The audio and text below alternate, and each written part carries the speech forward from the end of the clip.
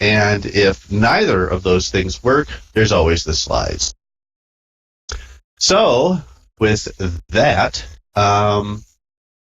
next slide. First of all, I just want to talk a little bit about what Open Broadcaster is. And it's a free open source program that's been around for many years. It's become very popular with people who, particularly people who stream games online. It's got a huge following over on Twitch. It's been around for many years. It's under very active development. They're always adding new features and things. It's available for Windows, Mac, Linux. I don't own a Mac, so I've never used it under the Mac, but I've used it on Windows, I've used it on Linux, works quite well under both of those. And it lets you either record to a video file on your disk drive or stream right out to services like YouTube, Twitch, Facebook, and quite a few other popular services. And it's not just for streaming. You can use this to record video clips that you can later edit together. Like, for example, if you wanted to do a tutorial or have your own little news program, or let's say review a product that you think would be beneficial for your group. It's very useful for doing all that kind of stuff.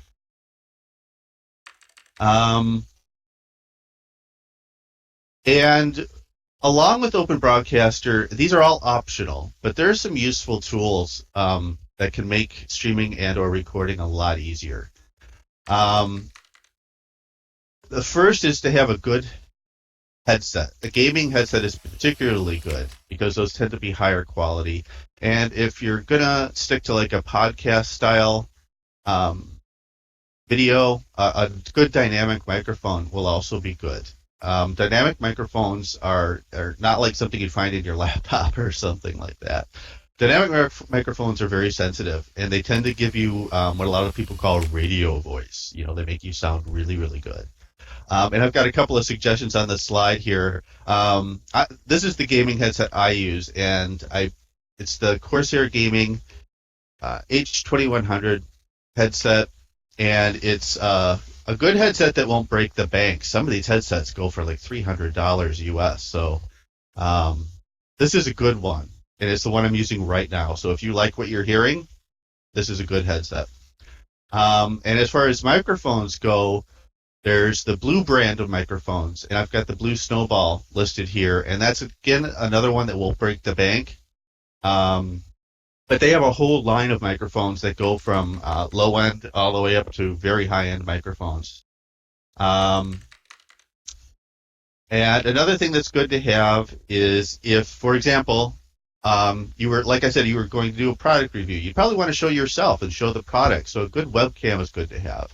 And some of you may already have a decent webcam in your laptop or on your desktop. But if you don't, the Logitech HD Pro C920 is an extremely popular choice. It just has excellent video quality, even in low light. So that's a good budget camera to get. If you're going to be doing a lot of camera, if you're going to be streaming or recording in World, a good thing to have is a 3D mouse. And many of us, of course, have already heard of the 3D Connection Space Navigator. And that's just very nice to have if you're going to do a lot of camming around. It's much smoother than trying to use your mouse. But it's not necessary. It's just a nice thing to have. And the other thing is a camera HUD. Camera HUD is an extremely useful tool. I never used any of the ones that are available here in Second Life, but if you run over to the Second Life marketplace, you can find quite a few of them listed. And what those let you do is basically set up shots in advance. So you can instantly move your camera from location to location, kind of turning your viewer into almost kind of like a multi-camera video studio kind of thing. And so that can be handy. The other thing you need to think about especially when you're streaming, is how to get the best quality.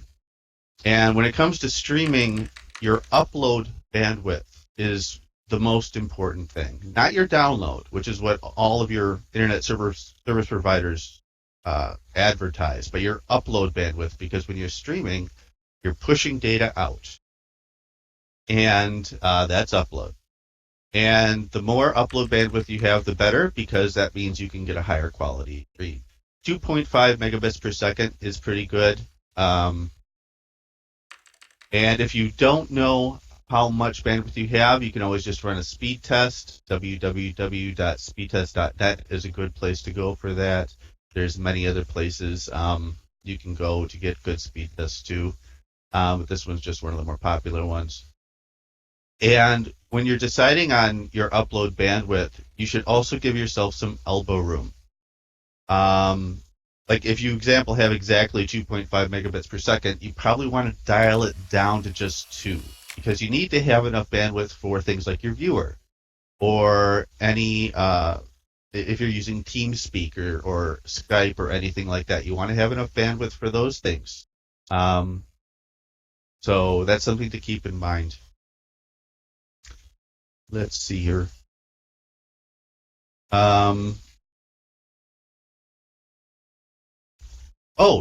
Close any programs you don't need. Open Broadcaster can be pretty hard on your computer. It can eat up a lot of its resources. And especially if you also have a viewer running. The viewer is notoriously CPU hungry. So you want to have as few programs open as possible. You don't want to have like Chrome open with a billion tabs, or Acrobat something running in the background, or Photoshop, or anything like that. You want to close all that down and just pretty much dedicate yourself to just streaming and only the apps you need to stream.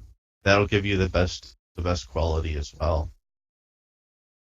And if you're going to stream, make sure that your computer is directly hooked up to your network with an Ethernet cable. Wi-Fi is really not the best choice. I mean, if that's all you have, it'll work.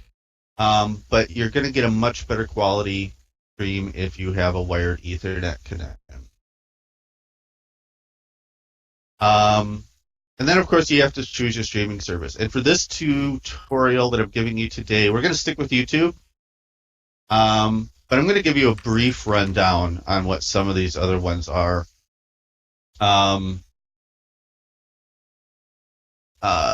Twitch, Hitbox, Beam, these are all very much focused on gaming. They all have their own little features and things, but they're very geared towards the gaming community. Dailymotion, some of you may be familiar with, especially if you're European. It's basically a French-based version of YouTube. Live Coding TV is an odd one, because that one is will actually let you people, if you're into coding, if you're into creating websites or things like that, HTML from scratch or CSS or what have you, you can actually watch people coding their projects live. Apparently there's a whole audience for that. So that's Live Coding TV.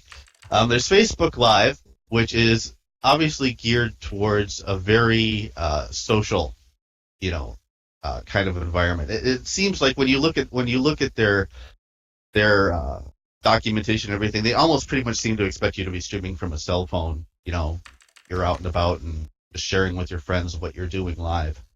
And Restream.io is an interesting service in that what it does is it acts as a relay. So if you have audiences on, let's say, both YouTube and Twitch, it will let you stream to both of those services simultaneously. But again, and many of these services require payment for all the best features. If you don't pay, they might put advertising over your stream, or you might not be able to stream it at as high of a quality as you'd like to be able to stream at. And that's a big reason we're going with YouTube for this tutorial. YouTube is absolutely free. As long as you don't turn on any monetization options in your account, your stream will be ad-free.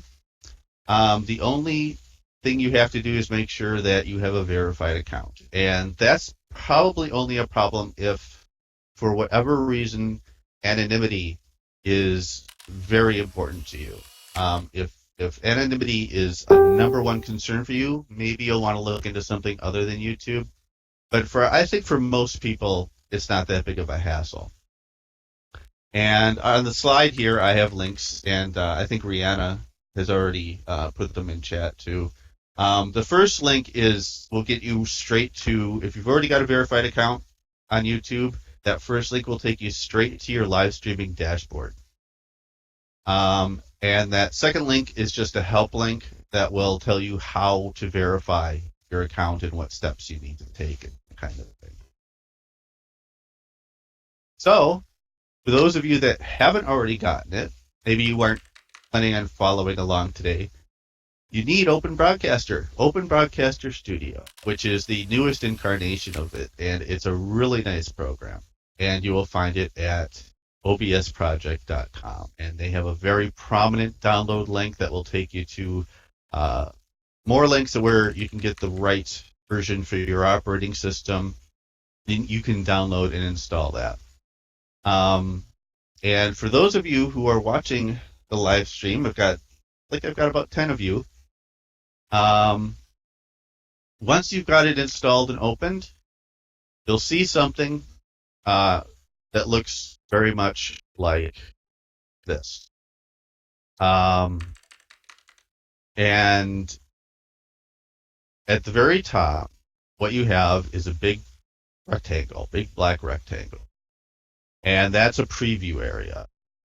Everything you stream will show up in this preview area. Of course, right now we don't have anything to stream, so it's empty and black. And we'll solve that problem later.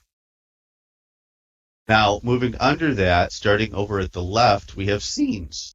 And scenes, and right next to that, sources, those are linked. Basically, a scene is simply a collection of sources. Your viewer might be a source, your webcam might be a source, a video file might be a source, and you can set up scenes and switch between them. And we're not going to do that. I'm just telling you that that's possible. We're just going to leave that one scene for now.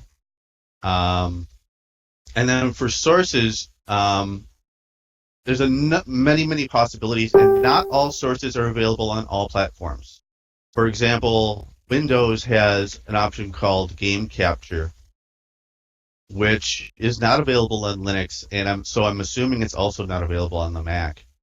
And you may or may not have a VLC video source, which is not a big deal because the media source works just as well. The source we're going to focus on right now is the window capture one, but we're not going to do that yet. I'm still describing the interface. So moving on, in the middle here, we have the audio mixer. And by default, that's just set to your desktop speakers. Basically, everything that goes over your desktop speakers will be come over this desktop audio section here. And you have a volume slider. So if it's too loud, you can turn it down. You can also just completely mute it with that little speaker button. And there's more advanced settings if you push the little gear icon. We're going to skip that. Don't have time for that. Scene transition. These are nice if you're switching between scenes. Open Broadcaster currently only comes with two transitions, fade and cut. Cut, of course, goes immediately from one scene to another. Fade will let you fade between them, which is very nice. That's my favorite transition. I have used it horribly. And under that, you can set how long you want your fade to be. By default, it's 300 milliseconds, about a third of a second. I personally think that's too short. I tend to crank it all the way up to a full second, which is 1,000 milliseconds. But you know, it all comes down to your preferences and what your needs are. And then all the way to the left, there's a row of buttons. You can see you can start streaming, start recording. There's a studio mode, which is awesome, but again, no time to cover that today. Settings, and of course, exit, which just closes it. And we're going to actually start out with the settings button. So if you want to click on that, a new window will pop up. And down on the left, you can see there's several categories, and we're only going to deal with the top 5. We're not going to deal with hotkeys or advanced. We're going to start on the top with general. And I'm just going to point out a few. You don't have to worry about most of the options on this screen. I'm just going to point out a few of them. The first, of course, being your language. If you're not a native English speaker, say you're from Germany, so you speak German. This, like I said, this is an extremely popular program, so it has been translated quite widely. There are a lot of language options. So if it's easier for you to view this in your native language, you can change it over to German or Danish or what have you. And the other option is the theme. And by default, it comes with the light theme that you see in the slides and in my broadcast. We can also switch it over to a dark theme, which I personally really love. The dark theme, I think, makes, first of all, it's just easier on my eyes. And second of all, it puts the focus on the content. You know, if you've used recent versions of Photoshop or other content creation tools, they'll usually have a dark interface because it puts the focus on the content where your attention really should be. So again, that's an optional choice, completely up to you. And probably the only other one that's interesting here is there's one here that's called automatically record when streaming. If you want to make sure that you're always recording when you stream, you can check that if you'd like. So that's pretty much all I'm going to cover under the general settings. Then we move on to our stream settings. And by default, Open Broadcaster comes with presets for many of the most popular streaming services. We're going to choose YouTube, which will automatically set most things up. And you also need to have a stream key. And if you go over to your live dashboard page and then scroll down towards the bottom, you'll see some streaming options. And one of those will be a streaming key. And what you need to do is copy that stream key and paste it into where it says stream key here. And darn it, I didn't think ahead, so I'm not set up to actually show you that. But hopefully you can find it, and you can go ahead and just paste it in there. And when you've done that, you can just yes, exactly. If you go to that youtube.com/live dashboard page, it'll be towards the bottom. There'll be like a encoder options or streamer options or something like that. Let me actually see if I can't get that at least on my live broadcast, so people can see.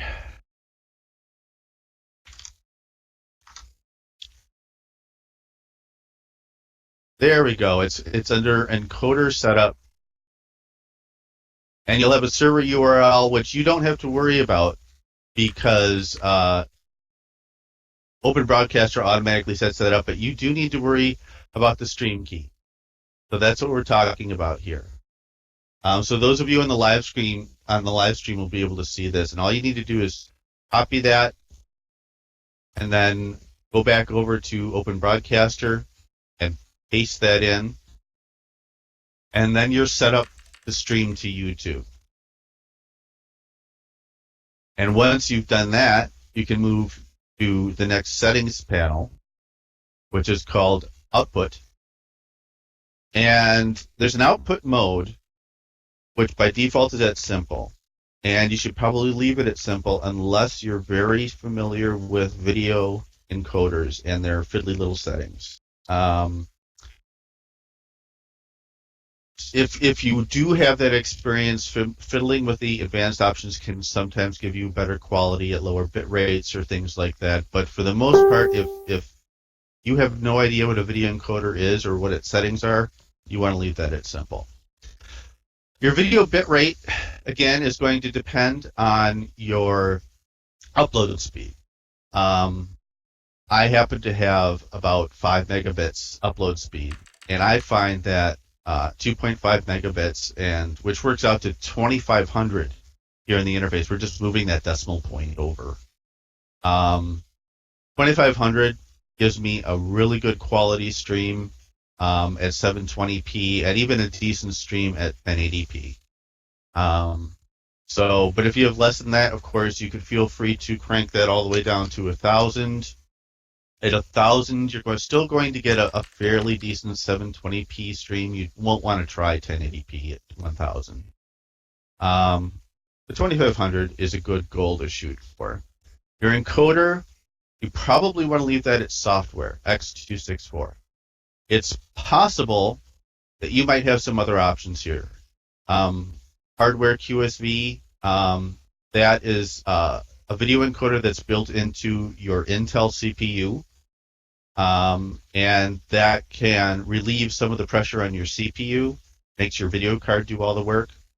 And you may also have an NVIDIA encoder. If you have an NVIDIA video card, that also has an encoder built in, and you can choose to use that. In general, though, software is going to give you the best quality, even if it does use a little more CPU.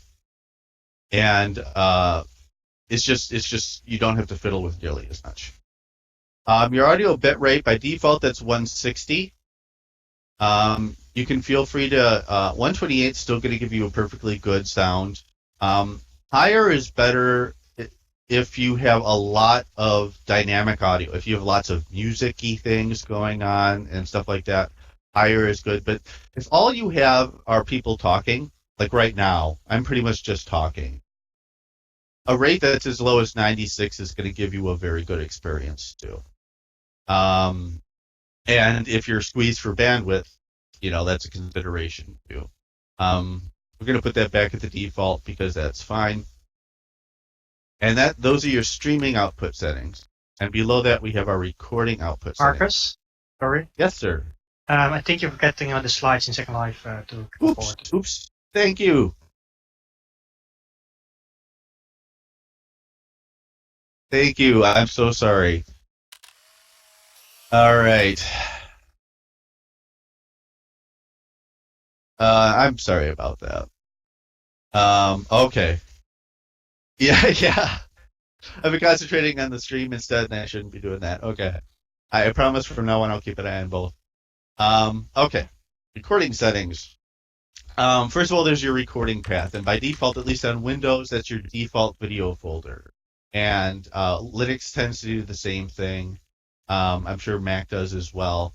And you need to consider how much disk space you have when you want to choose where you want your video files to be recorded. For example, if you have a laptop with an SSD drive, SSD drives can be on the small side, so you might want to move that over to a external drive, or if you have another spinning disk internal drive, you might want to move it over to that.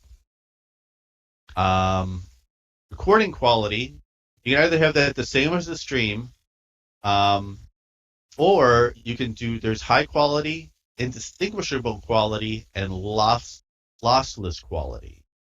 For most of you, indistinguishable quality is a good medium. It's going to take up a fair amount of disk space, but it's not going to be too bad. You don't want to choose lossless unless you really got a lot of disk space to burn. I mean, a lot. And a half an hour of recording is going to take up 3 gigabytes of space. An hour, so an hour is going to be like 6 or 7. But it's an option for you, especially if you're going to be recording and editing these clips later and you want to lose as little quality as possible. Lossless might be something you can want to consider for that if you have the disk space.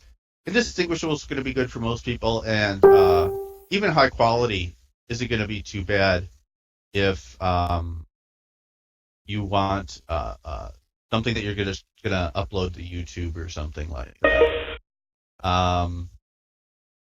Recording format, by default, it's at FLV, which is the Flash Video Container. I usually use MP4. That's a very standard container. YouTube accepts it. Most streaming services accept it. Um, most video sites accept it. MP4 is a good one. I've never had any problems personally editing with MP4, although sometimes you'll run into, if you have a professional video editing program, sometimes they'll only accept like QuickTime files for some reason. And if that's the case, you might want your recording format to be the MOV. You almost certainly don't want MKV because a lot of programs aren't, especially professional programs, aren't going to accept that container. I'm just going to skip over these next two. MP4 is probably a good choice unless your software can't handle it. And that's all we need to worry about on this screen. So we're going to move over to audio.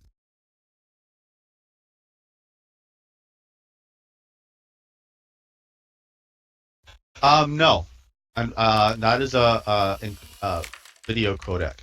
It's Open Broadcaster is H.264 only, unfortunately. And this is something, again, I don't have time to cover. I believe it's technically possible. If you go under the advanced video encoder settings, you can actually get direct access to FFmpeg.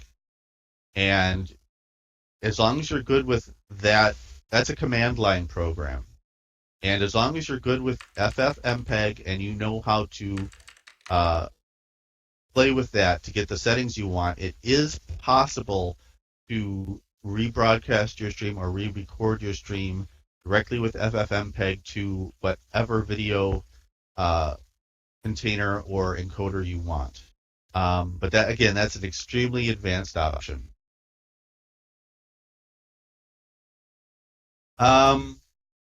So audio. By default, your desktop audio device is going to be set to your default, which is typically your desktop speakers or your laptop speakers. If you wanted to record, like let's say right now we're doing in-world voice, and let's say we wanted to record our in-world audio. I'm happening to be using a headset, so my in-world audio is coming in over my headset. So I could choose that. And I'll just quick OK on that. And, I don't have the source, so that doesn't work. All right. I'll just go back to settings. But yeah, then your desktop audio device would be all the sound that comes over your headset. But if you don't have a headset, default is a good choice. That'll pick up all your sounds that your desktop makes, including, and this is another good reason to close down any programs you don't need. If Skype bings at you or some other instant messenger or whatever, that's all going to be picked up and broadcast on your stream. So it's something to consider. That's another good reason why headphones are really nice to have. And there's also a microphone option here, mic, auxiliary device 2. By default, that's disabled. But if you want to record yourself talking over your headset or your microphone, that's what you want to select. In my case, it's a headset. If you have a microphone, you'll want to select that. And that's really all you need to worry about here in the audio settings, is just what devices you're going to be using. So moving on to video.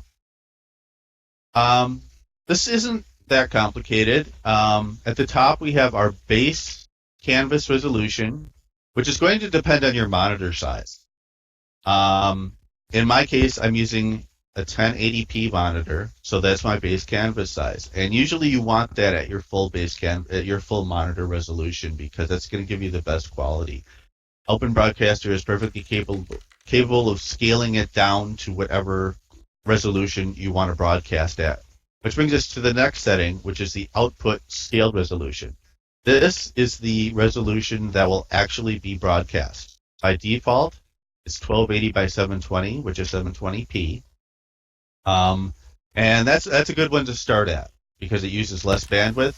It'll still give you a good quality stream in which text is pretty readable and things of that nature. But if you have a lot of bandwidth to burn, you can always crank that up to 1080. But just to start out, 720 is good. Downscale filter, really don't need to mess with that. I'm not even sure why they have it, to be honest. Most streaming services, between the encoding and the retranscoding that the services themselves do, the filters hardly show up at all. They hardly make any difference. So you can go ahead and just leave that at bicubic. And then there's your frames per second. This is how many frames per second you'll be streaming at. Most services expect that you'll be streaming at 30. If you have, again, a ton of bandwidth and a really high-end gaming rig, some services, YouTube is one of them, supports 60 frames per second. But remember, that's going to use a lot more bandwidth. And if you're squeezed for bandwidth, you can go down to 20, or even manually set this to 15.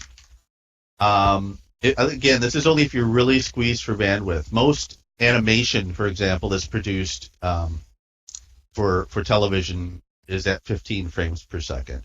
And if your viewer, for example, is only doing like 10 frames per second, it also might not make sense to go ahead and have a 30 frame per second setting. I mean, if you can't actually even have 30 frames per second, why set it at that? But again, for most services, 30 is going to be the ideal setting for there. So we're finally done with settings. That was boring. I'm sorry, but and I forgot to advance the slide again. But if you look at the slide for those people who need the slides, that's how it should look. All right. So we're done with settings. So you can click apply, click OK.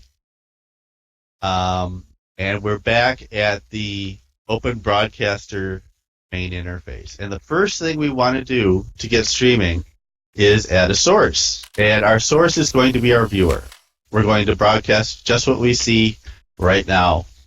And to add a source, you just go over to the sources pane, and you go down to the bottom of that, and there's a plus sign.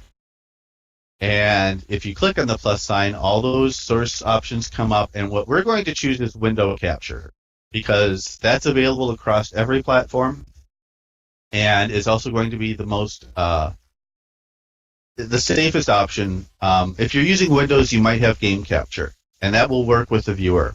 But it also, at least for me, it tends to be crashier. The viewer tends to, for some reason, doesn't play along well with that for me.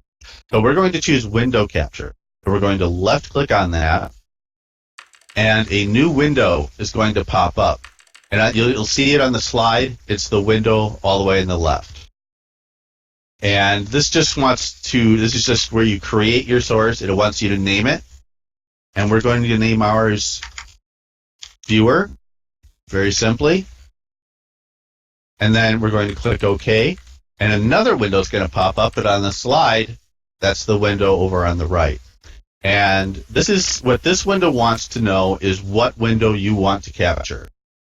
And in our case, we want to capture our viewer. And for me, serendipitously enough, the viewer was the first thing chosen. For you, that might not be the case. So you need to go down. If that's not the case, you need to go to below the preview area here. There's a window drop down, and it shows all the programs running that you can capture. So if you're running the Second Life official viewer, you'll want to look for secondlife.exe. If you're running Firestorm, you're going to want to look for that. I'm running Alchemy, so in my case, it's the Alchemy viewer. And the only other thing you really need to think about on this screen is whether or not you want to capture your cursor. For most meetings and events and things like that, where you're not in a tutorial type situation, you probably want, by default, capture cursor is checked. And if you're doing like a meeting or something like that, you probably want to uncheck it, because when you're streaming, you tend to move your mouse around a lot, and that's just a distraction to your audience. You don't want to have to, distract your audience with your mouse cursor. So this makes your mouse cursor disappear, and we're going to go ahead and do that in this tutorial. So we're done setting up our source, and we can click OK, and we have something to stream. We have our viewer showing up. And in the slides, I did these over on the community conference grid, so that's what you're seeing on the slide. But if you're watching the live stream, you should see us here in World.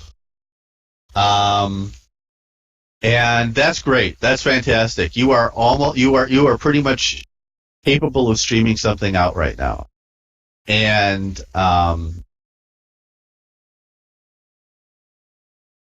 but there's a few problems here. There's a lot of clutter. And you can see my chat window, my inventory window, my mini map, our menus on top, my stand button on the bottom. And it's best if we can get rid of all of that. And we can adjust our source very easily.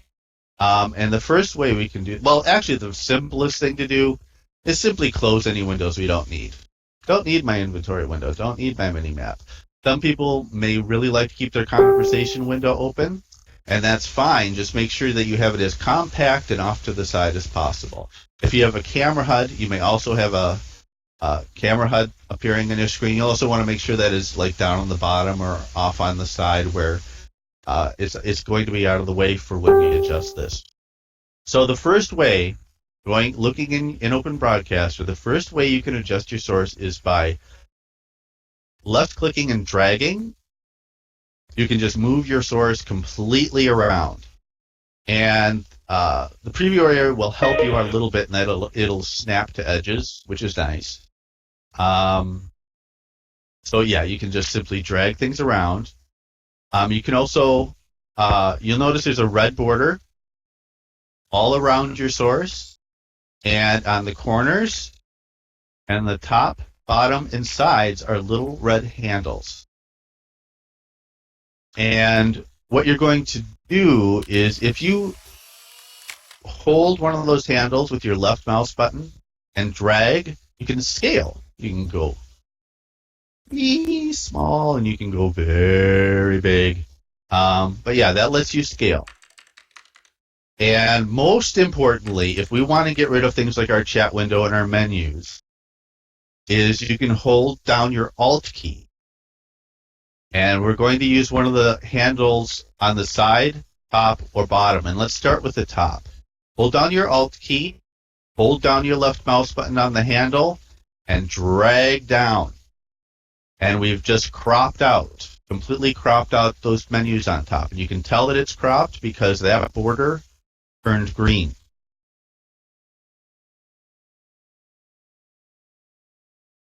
Okay? And we're going to do the same on every other side. We're going to get rid of our chat window. We're going to get rid of anything that shows up on the bottom. And just to center things a bit, we'll bring that side in too. So once we've cropped out all the distractions, we can simply drag that up to the corner, scale this out, and the goal here is to completely fill up your preview window. You don't want any black bars on any side. So obviously we cropped this one too far, so we'll move that out. And now we have a nice clean view to stream. And you're basically ready to go. At this point, all you need to do to start streaming is hit the Start Streaming button. Same goes for Start Recording. And I didn't properly set up my YouTube channel. But yeah, you'll start streaming or you can start recording.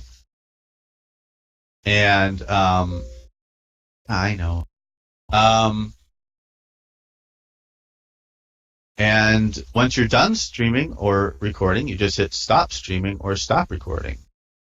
And as long as what you're doing shows up on your YouTube channel, you've done it. you're a streamer, and or recorder. And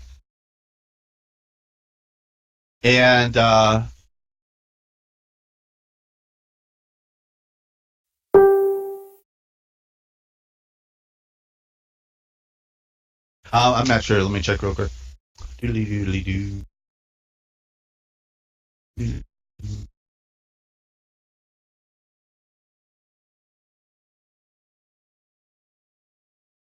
Might have messed up. Might have messed up.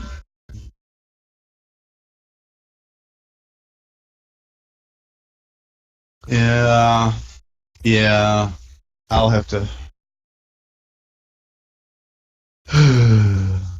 Of course, this couldn't go perfectly. I know it couldn't.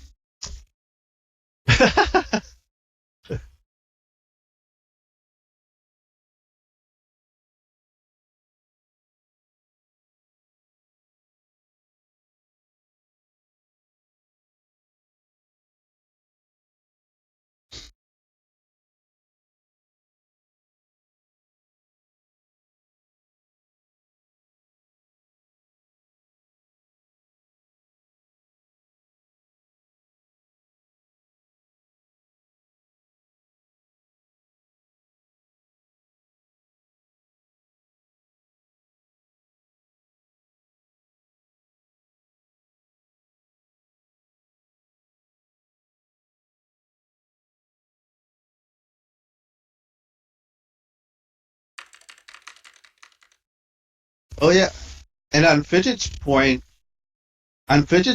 yeah, things go wrong when you stream. They always do. When we do OSCC every year, absolutely every single year, something happens, and we've learned that um, it's just a fact of life. You have to accept it, and we have backup people in place and things like that. So we always tell our streamers, don't panic. Just do your best to fix the solution or find a solution to your problem, and in the meantime, your backup person's there for you, and you just pick up where you left off. I mean, it's just the nature of the medium and it might not even be your fault. For example, we've had, I believe it was last year, we were using Ustream to stream the conference, and Ustream went down, and there's nothing we could do about that. So things happen, and sometimes they're completely outside of your control, and yeah. And on this slide here, and oops, this slide has a bunch of resources here. Some of it covering what we've already talked about, where to get Open Broadcaster, how to verify your YouTube account, where your YouTube dashboard is. One thing I didn't mention is that YouTube also does have a nonprofit program, and TechSoup is already affiliated with YouTube's nonprofit program, and I believe there's a way, if, like, for example, you're hooked up with TechSoup, to simply say, I'm an affiliate of TechSoup, and I don't know all the details. That's where you go to find all the details. I've got URLs to all those other streaming sites, and then because there's so much I couldn't cover, and there's so many nifty things you can do. For example, there's that studio mode button, which I'm sure more than a few of you are itching to learn to use. That is an awesome feature. And I just didn't have time. So here's some at the very bottom of this slide, and I have a note card that I can give out to everybody too, that has all of this. There's OBS's website has guides that can walk you through doing various things.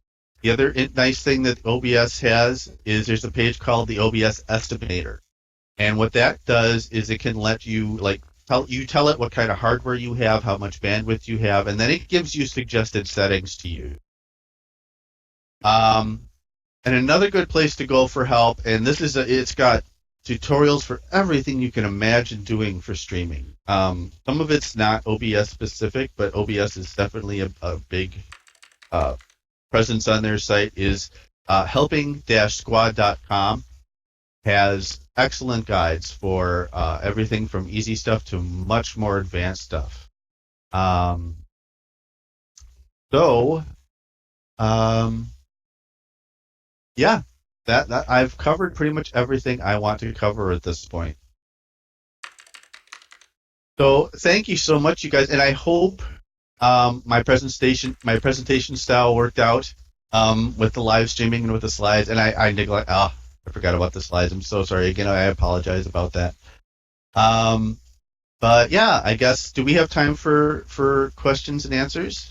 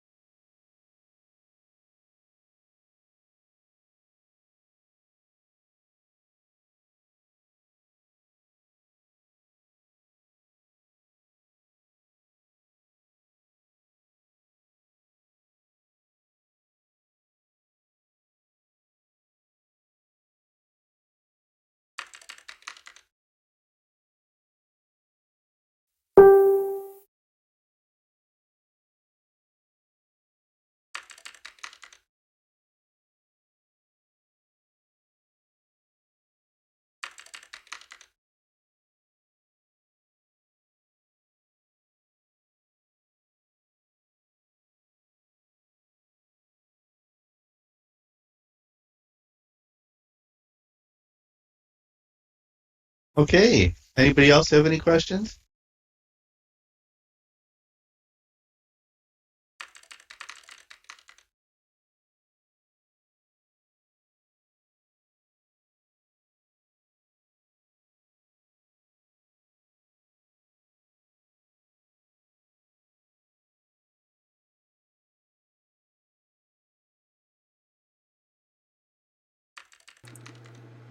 But often I use Open Broadcaster as a way that I capture the nonprofit commons meetings.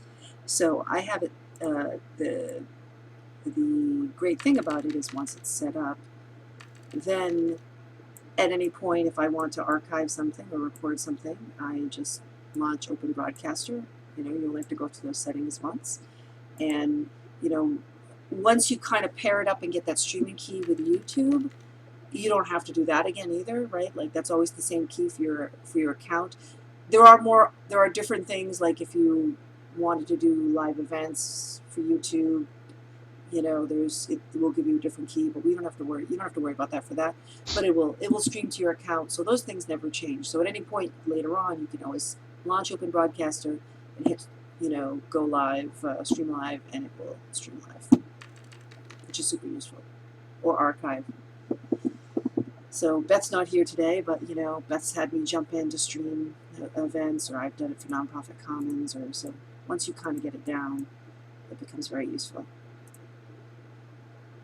And I'm trying right now to hand out note card to everybody. And I think hopefully I don't hit people twice. And I think there's 2 recordings. I recorded today, and I'm sort of streaming it. I'm still recording. And then I think Marcus was recording his desktop part of what he's doing. So there's actually 2 recordings today. Sort of double up. But right now I'm just streaming with you guys. So did anybody not get a note card who wanted a note card? Fidget, did I miss you? Where are you? Where's Fidget? Oh, there you are. There you go, Fidget. And Mary Lou.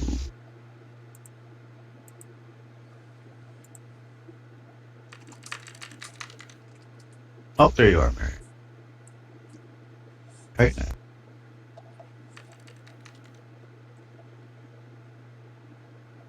And I would say too, you know, the recordings are good that you'll be able to kind of go through them, but you know, walk yourself through it, and it's not too. Once you get through the settings piece of Open Broadcaster, that's probably the most confusing piece of it, really, and making sure that you Yeah. can get into the, you know, the back end of Ustream to that live streaming channel. It's verified, and you can see that. If you can sort of get to that point and see that, and then set up the Open Broadcaster settings, then you're sort of sorted. And as Wisdom Seeker said, absolutely correct. Practice, practice, practice. I mean, it's the more you do it, the better you get, and plus, if you can, you know, you don't even have to actually stream or record to practice. So you can just, in the privacy of your own little of your office or whatever, mess around with settings, and you can't break Open Broadcaster. The worst that happens is that you have to reinstall it to get back to default settings. But you go ahead and mess with all the options and see what they do and see what effects they get you. And like, we only added one source, but like I said, a scene can be a collection of sources. So we could have added, for example, a webcam view down in a corner or something like that. There's all kinds of things you can do. You can put text on there for titles or things like that. You can show videos. Lots of nice things you can experiment with.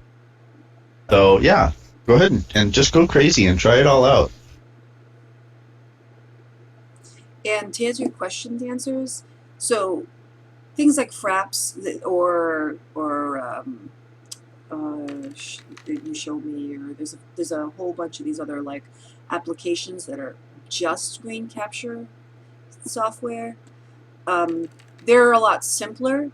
So if your endpoint is just to, like, I want to make a recording of my desktop, or, you know, like something like Fraps is good because you can, you know, easily record uncompressed video, and it'd be very high quality. To Marcus's point, the more the resolution and higher quality of your video, the bigger the file size. So, you know, you're looking at, you know, a couple gigs or so for every, you know, hour or two that, or for every hour or so that you record. So if you up your settings to those kind of levels for something like Fraps, so you can use Open Broadcaster to, you know, once Open Broadcaster is set up and I think you understand it, it becomes easy to quickly use it for screen capture like you would Fraps. You know, It kind of depends on how fancy you want to get. For example, Windows 10 also has streaming, or I don't know if it has streaming, but it definitely has game recording built in. But if you're going to use that feature, you're stuck with just what's on your screen. You can't do, you can't embed text or all the other extra nifty things. That's where Open Broadcaster shines. Is it lets you set up a whole scene that isn't just one window. You can put VLC in, or a video player in there. You can put a webcam in. Just like I was saying before, you can get very fancy with OBS, where you can't really do that with Fraps or other more vanilla screen capture applications.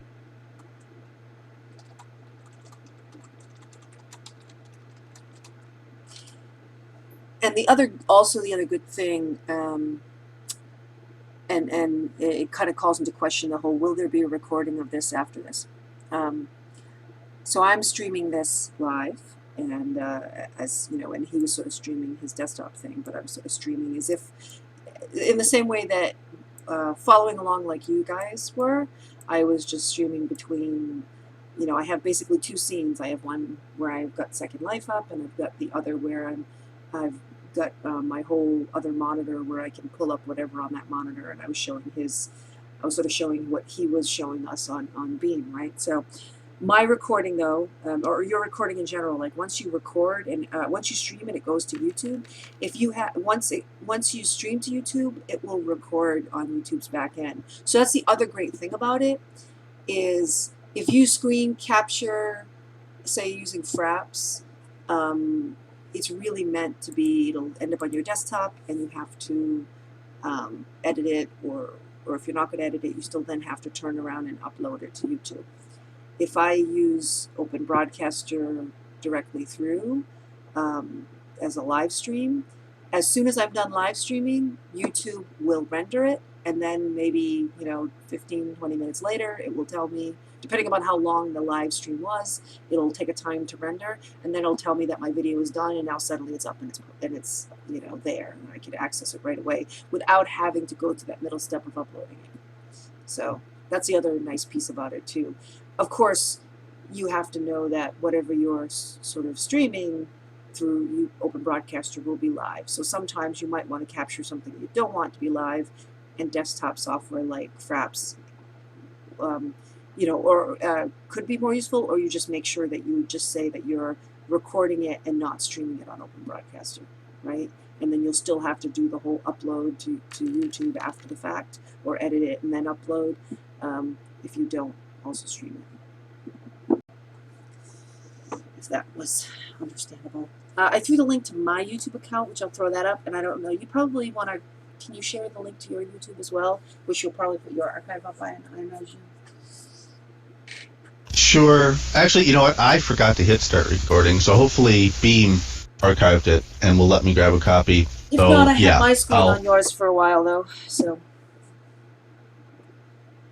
So, yeah. Let's see, what is my YouTube URL? Yeah. And that's the other thing, too. Like, it can be a bit, it's sort of an extra level of complicated when you're also giving the workshop and streaming and doing all this stuff at once. So when you're doing it, hopefully, like when any of the rest of you decide to try it, you don't have to, you can just sort of be trying it and not so.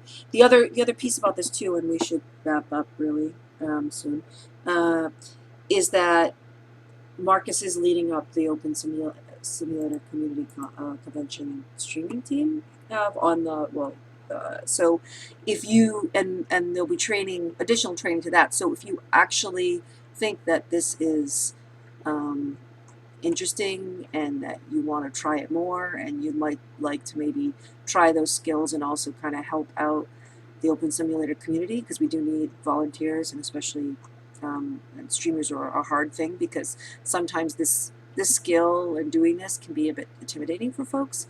Once you get it down, it's not so bad. It's just the beginning bit. So, if you're interested in that, then you can volunteer and you can reach out to Marcus directly. But I'll also give you the link to volunteer too. But even if you volunteer, Marcus will be following up with you about the streaming stuff. I don't know if you have any other questions, thoughts about that. And then that's a bit more hand-holding, walking through, making sure to set you up. So if you're definitely interested in learning how to stream and you want to use it for that, that is a good way to get your feet wet and kind of apply it directly. And I just put in the link that's my YouTube channel. If anybody's interested in that. And let me grab the volunteer link. So, and I know this was a lot in one session, but when you're kind of doing the walkthrough sort of at the same time, but I also know that folks wanted to get more skills in play, so more media skills. And yes, definitely. Thank Marcus for this. This was his first presentation, right? Ever, right? Yep, ever. So, woo! So yeah, extra praise for that. Yeah, I mean, yeah, I stressed over this and Joyce can tell you, because I stressed at her. I stressed over this for the last 2 weeks, and tried to, So hopefully I polished it up enough where you were able to follow along and understand, and It's like I decided the slides just weren't enough. I mean, when it comes to things like learning to crop and stuff like that, that's such a visual thing. So that's why I set up the Mo app and the stream, and so hopefully all of that was helpful, and you were all able to follow along. And thank you so much for having me. This has been very cool. Yeah, no, totally. I think I think the media skill stuff is a good sort of way is a good sort of like have these every so often. And to that point, is Gus still in the audience? I'm like cammed into us.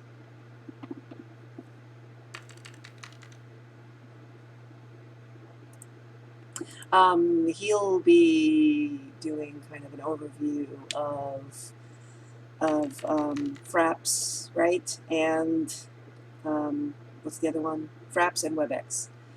And remind me too of the date because I don't have that calendar up. I'll have to look at the email. Too many tabs.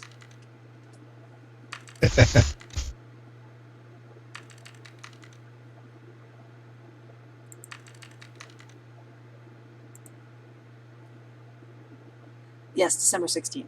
So, so that's another one if you do want to have an overview of Fraps for those asking about that in comparison, come to that, the Fraps and WebEx. So I think that, all these sort of tools, they kind of play off each other, and then once you start practicing, you can kind of get some of those, which tool maybe makes more sense to you, or what tool in what situation. Yeah, no, we could do that too. That's another one that probably would have to be using something like Beam to kind of get people to understand what somebody is seeing on their screen first. Although, but Google Hangout is useful, and you can also stream a Google Hangout to YouTube Live. That's the thing about YouTube Live, is it can kind of pull in from other related YouTube programs. Like you can start. And this is food for thought for another time, but there's kind of the other interconnected things, which is really, I think, why YouTube Live started, is because it really is initially geared at using like Hangout and as a way to live broadcast. So.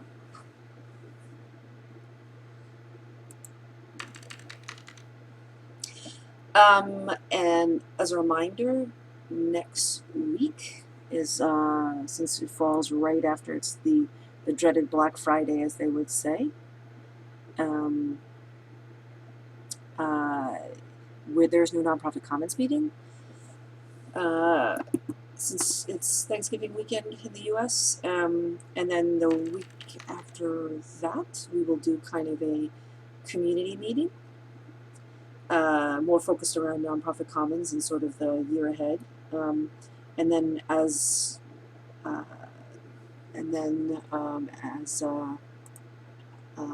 Gus said, on the 16th he is doing the Fraps tour. So, and I'm gonna go pop back to chat, but thank you, Marcus. Well, and thank you. This has been fun.